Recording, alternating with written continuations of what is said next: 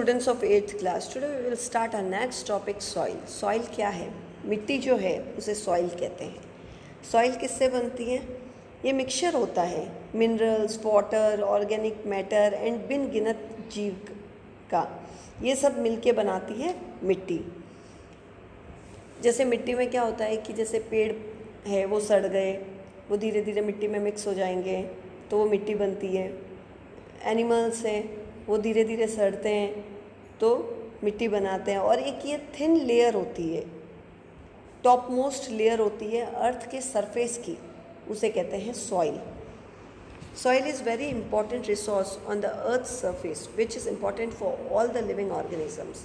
Soil जो है वो बहुत इंपॉर्टेंट नेचुरल रिसोर्स है अर्थ के सरफेस पे, जो सारे लिविंग ऑर्गेनिज्म के लिए बहुत ज़रूरी है.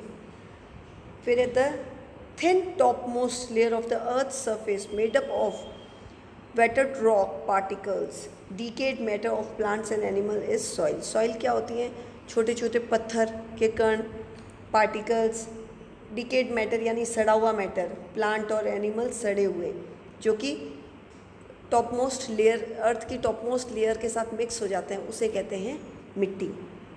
It takes thousands of years for soil to be formed. और मतलब बहुत साल लग जाते हैं, सालों साल लग जाते हैं सॉइल को फॉर्म होने में, बनने में.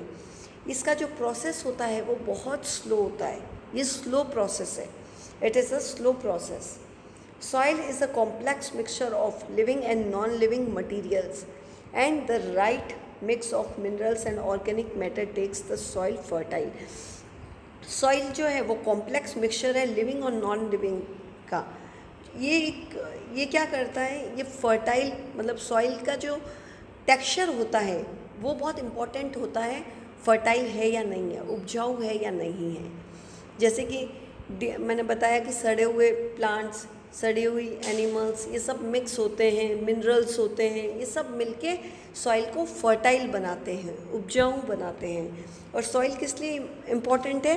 क्योंकि सॉइल हमारे फार्मिंग में, हम उस पर खेती करते हैं, है ना. और वो उसकी फर्टिलिटी जो है वो हमारी फार्मिंग के लिए बहुत इम्पॉर्टेंट है. जितनी फर्टाइल होगी उतना अच्छा अनाज देगी. तो ये चीज़ जो है ये बहुत इम्पॉर्टेंट है हमारी लाइफ के लिए. ये देखिए, ये ग्रीनरी दिख रही है.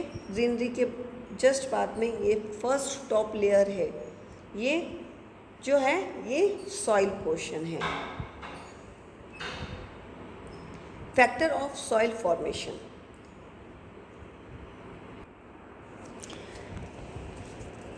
तो इसमें देखिए आपके ये फैक्टर फॉर्मेशन है सॉइल के. सबसे पहला है पेरेंट रॉक. पेरेंट रॉक जो है वो इन लेयर्स में सबसे, ये देखिए ये रॉक्स दिख रहे हैं, ये वाला पोर्शन होता है पेरेंट रॉक, यानी सबसे बेस देता है ये सॉइल को. ये पेरेंट रॉक जो है, जैसे आपकी कैरेक्टरिस्टिक्स जो है वो आपके पेरेंट्स से मिली है, आपके पेरेंट्स के जीन्स आप में हैं, उसी तरीके से उसी तरीके से पेरेंट रॉक्स जो होती हैं वो बेस प्रोवाइड करती है सॉइल को. और इसी तरीके से सॉइल में जो है पेरेंट रॉक, उसका कलर, उसके मिनरल्स, उसके केमिकल, उसके कंपोनेंट्स, प्रोबेबिलिटी, ये सब चीज़ें डिफाइन होती है पेरेंट रॉक के अकॉर्डिंग. फिर है climate, temperature, rainfall that affect the rate, weathering and humus formation. तो सॉइल के अंदर क्लाइमेट जो है वो भी बहुत इंपॉर्टेंट रोल प्ले करता है सॉइल फॉर्मेशन के अंदर. जैसे वहाँ का वेदरिंग कैसा है, रेनफॉल कैसा है, ये सब भी फॉर्मेशन में अफेक्ट करेगा.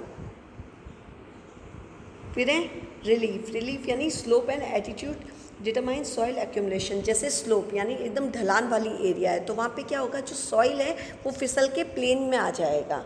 तो इस तरीके से ये जो है ये सॉइल फॉर्मेशन में अफेक्ट करता है फैक्टर.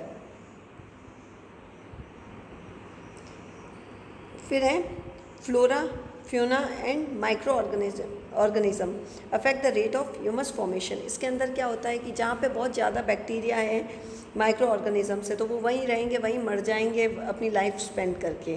तो क्या हो जाएगा कि जहाँ पे ये बताया कि जिस तरीके से एनिमल्स वगैरह मरते हैं, वो सड़ जाते हैं, वो मिट्टी के अंदर मिक्स हो जाते हैं, तो वो जितना होगा उतनी सॉइल जो है वो वहाँ की फर्टाइल होगी, और वो जितनी सॉइल फर्टाइल होगी उतनी सॉइल अच्छी होगी। फिर है time determines the thickness of soil profile. तो जितनी पुरानी सॉइल होगी, जितनी पुरानी मिट्टी होगी, उतना वो थिक होगा।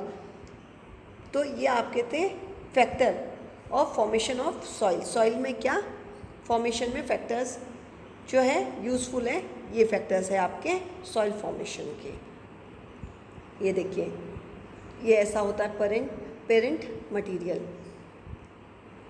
ये आपका क्लाइमेट, ये आपका टोपोग्राफी, ये सॉइल, और टाइम, प्लांट्स और एनिमल्स। तो ये सब मिलके बनाता है सॉइल। तो ये आपका यहीं कंप्लीट होता है टॉपिक। अब आप खुद से एक बार बुक में रीड आउट करना।